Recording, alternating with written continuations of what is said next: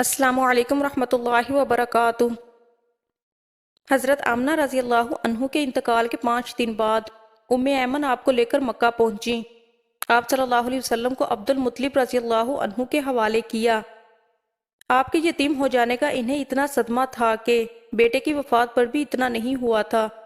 عبد المطلب رضی اللہ عنہ کے لیے کعبہ کے سائے میں ایک قالین بچھایا جاتا تھا، وہ اس پر بیٹھا کرتے تھے۔ ان کا احترام اس قدر تھا کہ کوئی اور اس قالین پر بیٹھتا نہیں تھا، چنانچہ ان کے بیٹے اور قریش کے سردار اس قالین کے چاروں طرف بیٹھتے تھے، لیکن رسول اللہ صلی اللہ علیہ وسلم وہاں تشریف لاتے تو سیدھے اس قالین پر جا بیٹھتے۔ اس وقت آپ صلی اللہ علیہ وسلم ایک تندرست لڑکے تھے۔ آپ کی عمر 9 سال کے قریب ہو چلی تھی۔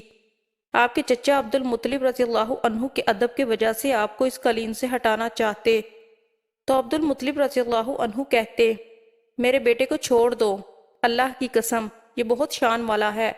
پھر وہ آپ صلی اللہ علیہ وسلم کو محبت سے اس فرش پر بٹھاتے، آپ کی کمر پر شفقت سے ہاتھ پھیرتے، آپ کی باتیں سن سن کر حد درجے خوش ہوتے رہتے۔ کبھی وہ دوسروں سے کہتے، میرے بیٹے کو یہیں بیٹھنے دو، اسے خود بھی احساس ہے کہ اس کی بڑی شان ہے، اور میری آرزو ہے یہ اتنا بلند رتبہ پائے جو کسی عرب کو اس سے پہلے حاصل نہ ہوا ہو اور نہ بعد میں کسی کو حاصل ہو سکے۔ ایک بار انہوں نے یہ الفاظ کہے، میرے بیٹے کو چھوڑ دو، اس کے مزاج میں طبیعت اور بلندی ہے، اس کی شان نرالی ہوگی۔ یہاں تک کہ عمر کے آخری حصے میں حضرت عبد المطلب رضی اللہ عنہ کی آنکھیں جواب دے گئی تھی، آپ نابینا ہو گئے تھے۔ ایسی حالت میں ایک روز وہ اس قالین پر بیٹھے تھے کہ آپ صلی اللہ علیہ وسلم تشریف لے آئے اور سیدھے اس قالین پر جا پہنچے۔ ایک شخص نے آپ کو قالین سے کھینچ لیا، اس پر آپ رونے لگے۔ آپ کے رونے کی آواز سن کر عبد المطلب رضی اللہ عنہ بے چین ہوئے اور بولے، میرا بیٹا کیوں رو رہا ہے؟ آپ کے قالین پر بیٹھنا چاہتا ہے، ہم نے اسے قالین سے اتار دیا ہے۔ یہ سن کر عبد المطلب رضی اللہ عنہ نے کہا، میرے بیٹے کو قالین پر ہی بٹھا دو، یہ اپنا رتبہ پہچانتا ہے۔ میری دعا ہے کہ یہ اس رتبے کو پہنچے جو اس سے پہلے کسی عرب کو نہ ملا ہو، اس کے بعد کسی کو نہ ملے۔ اس کے بعد پھر کسی نے آپ کو قالین پر بیٹھنے سے نہیں روکا۔ ایک روز بنو مدلج کے کچھ لوگ حضرت عبد المطلب رضی اللہ عنہ سے ملنے کے لیے آئے۔ ان کے پاس اس وقت آپ صلی اللہ علیہ وسلم بھی تشریف فرما تھے۔ بنو مدلج کے لوگوں نے آپ کو دیکھا۔ یہ لوگ قیافہ شناس تھے، آدمی کا چہرہ دیکھ کر اس کے مستقبل کے بارے میں اندازے بیان کرتے تھے۔ انہوں نے عبد المطلب رضی اللہ عنہ سے کہا، اس بچے کی حفاظت کریں، اس لیے کہ مقام ابراہیم پر جو حضرت ابراہیم علیہ السلام کے قدم کا نشان ہے، اس بچے کے پاؤں کا نشان بالکل اس نشان سے ملتا جلتا ہے۔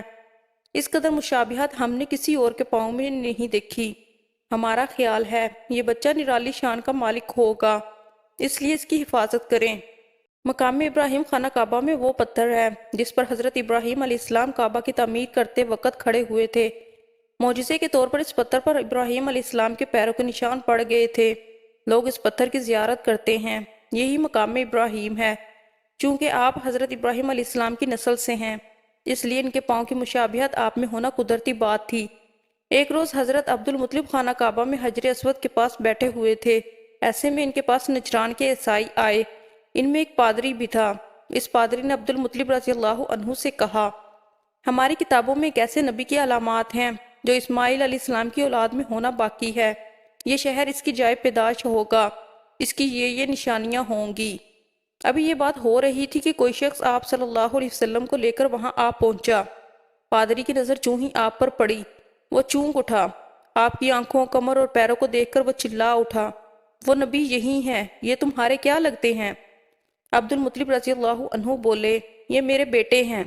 اس پر وہ پادری بولا، اوہ تب یہ وہ نہیں، اس لیے کہ ہماری کتابوں میں لکھا ہے کہ اس کے والد کا انتقال اس کی پیدائش سے پہلے ہو جائے گا۔ یہ سن کر عبد المطلب رضی اللہ عنہ بولے، یہ دراصل میرا پوتا ہے، اس کے باپ کا انتقال اس وقت ہو گیا تھا جب یہ پیدا بھی نہیں ہوا تھا۔ اس پر پادری بولا، ہاں یہ بات ہوئی نا، آپ اس کی پوری طرح حفاظت کریں۔ عبد المطلب رضی اللہ عنہ کی آپ سے محبت کا یہ عالم تھا کہ کھانا کھانے وقت بیٹھتے تو کہتے، میرے بیٹے کو لے آؤ۔ آپ تشریف لاتے تو عبد المطلب رضی اللہ عنہ آپ کو اپنے پاس بٹھاتے، آپ کو اپنے ساتھ کھلاتے۔ بہت زیادہ عمر والے ایک صحابی حیدہ بن معاویہ کہتے ہیں، میں ایک مرتبہ اسلام سے پہلے جاہلیت کے زمانے میں حج کے لیے مکہ معظمہ گیا، وہاں بیت اللہ کا طواف کر رہا تھا۔ میں نے ایک شخص کو دیکھا جو بہت بوڑھا اور بہت لمبے قد کا تھا۔ وہ بیت اللہ کا طواف کر رہا تھا اور کہہ رہا تھا، اے میرے پروردگار، میری سواری کو محمد کی طرف پھیر دے اور اسے میرا دست و بازو بنا دے۔ میں نے اس بوڑھے کو جب یہ شعر پڑھتے سنا تو لوگوں سے پوچھا، یہ کون ہے؟ لوگوں نے بتایا یہ عبد المطلب بن ہاشم ہیں۔ انہوں نے اپنے پوتے کو اپنے ایک اونٹ کی تلاش میں بھیجا ہے۔ وہ اونٹ گم ہو گیا ہے، اور وہ پوتا ایسا ہے جب بھی کسی گمشدہ چیز کی تلاش میں اسے بھیجا جاتا ہے تو وہ چیز لے کر ہی آتا ہے۔ پوتے سے پہلے یہ اپنے بیٹوں کو اس اونٹ کی تلاش میں بھیج چکے ہیں، لیکن وہ ناکام لوٹ آئے ہیں۔ اب چونکہ پوتے کو گئے ہوئے دیر ہو گئی ہے، اس لیے پریشان ہیں اور دعا مانگ رہے ہیں۔ تھوڑی ہی دیر گزری تھی کہ میں نے دیکھا آپ صلی اللہ علیہ وسلم اونٹ کو لیے تشریف لا رہے ہیں۔